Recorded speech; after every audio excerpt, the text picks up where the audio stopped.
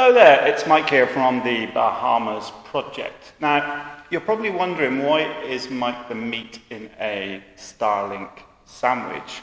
Well, I don't own or technically own two Starlink, 400 odd quid, 80 quid a month. I'm not that rich. So I bought this one and worked for a month or so, no problem.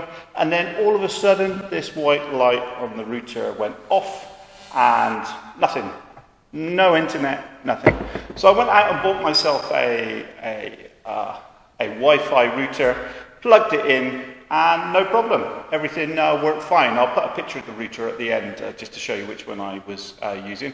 So I emailed Starlink and let them know. Really nice people, no issues at all. They sent me an email back saying, "Oh, could you just clean the end of the cables here? Take a picture, just show us that they're clean. Make sure there's no bends or creases in the wire, etc." So I did all that. I emailed them back and said, "Look, it's still not working, but it does work through a TP-Link router. So what can you do for me?" And within 2 or 3 days, they sent me this one out. So I have no issue at all with the Starlink customer service in the UK. Absolutely brilliant. Can't fault them at all. Very friendly. You know, they tried to help me initially so I get it fixed. We couldn't fix it. So they sent me out a new Starlink. Absolutely brilliant. So it's time to talk range. Some people might think, well, hold on, I can buy one of these, stick it on the top of my camper van, and then make my merry way from, say, Cornwall to Scotland, etc. So I'm based, when I'm in the UK, in Devon, near Newton Abbot, in the countryside, and Starlink works perfectly fine there. This is the allocated position for my Starlink.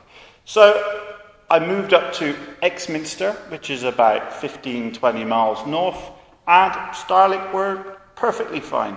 So I thought, well, let's take this on a bit of a road trip. So then I went on to Norfolk, which is in the east of the UK, probably 300 miles away or so, and didn't work, wasn't interested. So I will be doing a video as I travel from Devon up the 303, and then all the way back to Norfolk. I'll be stopping at certain points, testing the Starlink from the top of the car, and then I'll be going up to Aberdeen with work, and I'll stop at various places and give you a decent video of the range that you may travel before Starlink stops working. You might be thinking, why is this bloke called the Bahamas project and not the Devon project? Because I've just said to you that I'm in Devon at the moment, near Newton Abbot.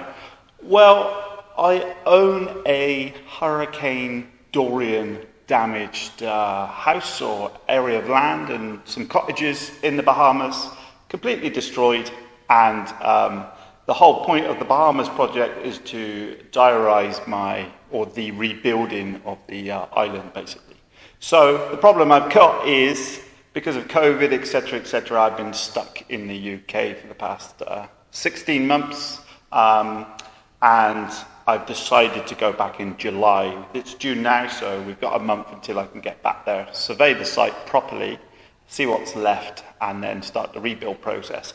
And I'm hoping you'll come along, so please do subscribe. I've got another month in the UK, so I'll be looking at some other form of solar tracking stuff, some mirrors that can heat water, all sorts of great stuff, all stuff that you can use using the sunshine. And then once we're back on site in the Bahamas, then we can diarise the build, and that'll be great. So please subscribe.